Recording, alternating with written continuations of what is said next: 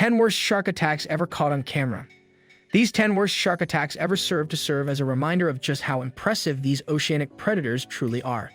Before we begin, make sure you hit that subscribe button so you can stay up to date with all of our latest and most exciting content. Sharks are terrifying creatures and are undoubtedly the top aquatic predators.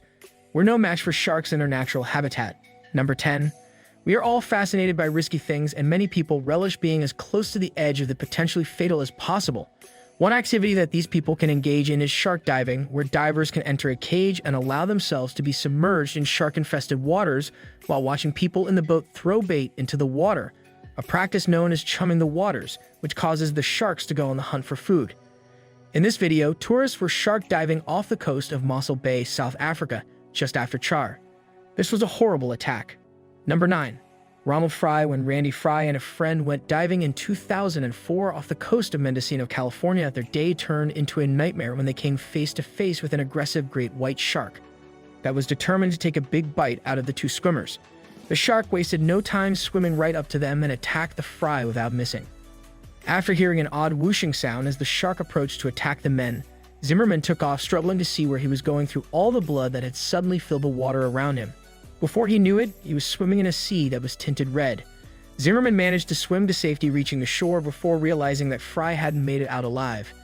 He then called 911 to report the attack and the rescue team that was on the scene. Number 8.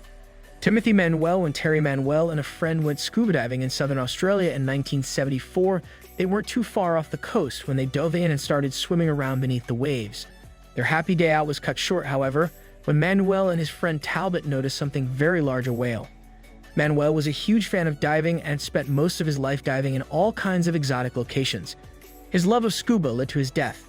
A shark was moving at a speed of about 25 miles per hour when it attacked Manuel, so the injuries he sustained from the shark's hit and the bite wounds he received were too severe for him to recover from, and he bled out before he could return to land. Fortunately, Talbot was able to scare the shark off after its attack, giving him enough time to try to get Manuel to safety. Number 7. David Young Lilienfeld has the rest of his life ahead of him. At the age of 20, David Lilienfeld was traveling to South Africa with a bunch of other surfers and was enjoying the fantastic conditions at Colb Bay, which is a bit of a surfing and bodyboarding hotspot, when he was fatally bitten by a shark. When Lilienfeld suddenly let out a terrified scream and submerged under the waves, everyone else in the water surrounding him relaxed while he was having fun on a bodyboard.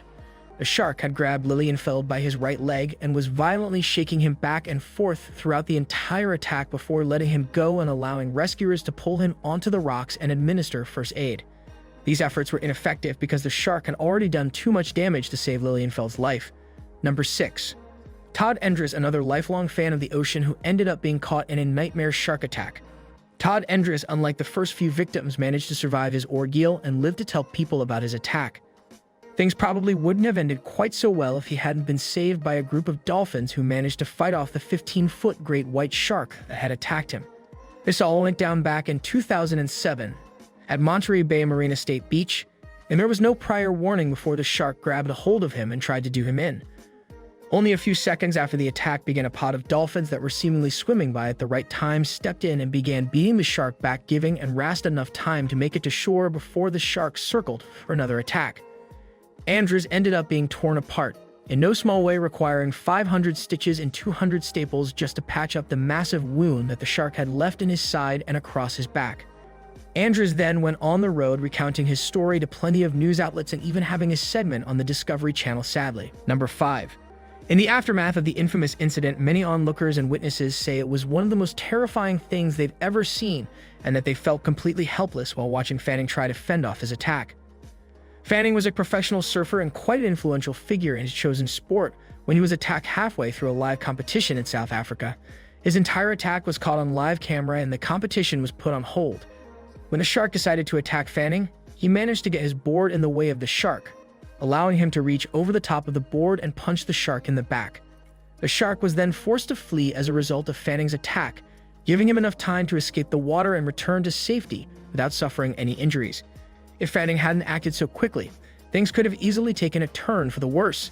His quick thinking that day likely saved his life as well as the lives of his fellow surfers. Number 4. ELIO Canary, a promising young surfer who died tragically after being eaten and devoured by a shark at the age of 13, had aspirations of becoming a professional surfer. Canary Tree and previously promised his mother that he would only go surfing if people were spawning for sharks at the same time. He kept his word, but his spotters missed a shark that swam right up to Canary Tree while he was doing his thing one day. The shark bit him in his right arm and also managed to get a significant amount of his stomach. After such an assault, CANESTRI didn't have much of a chance, and he bled to death before a rescue boat could reach him and bring him back to shore to receive medical care. All of this occurred just off the coast of Reunion Island, which has since been closed to the public because it is a dangerous location for surfers. Numerous attacks have happened along this stretch, and the authorities have correctly decided that it is better to be safe than sorry going forward. ELIO canaries passing serve as the primary motivation for their decision. Number 3. OMAR CONGER, a diver for abalone Haymark CONGER, was accustomed to the ocean and frequently enjoyed diving until one day when he unintentionally came into contact with a 16-foot great white shark. CONGER was diving with Chris Wren, a fellow diver, when the shark suddenly appeared and was headed straight for them.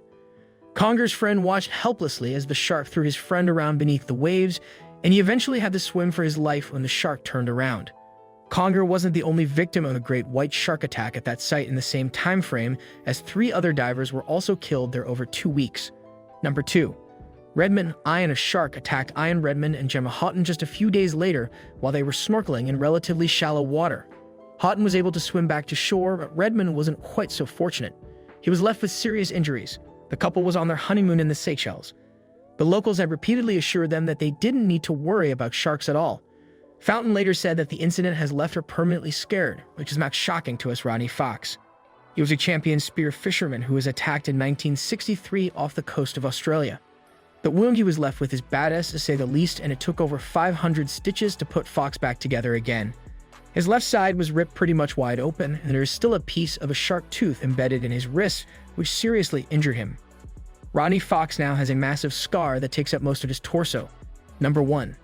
Despite being attacked by a shark at the age of 13 and losing her left arm as a result, Bethany Hamilton, an incredible badass, chose to overcome her ordeal.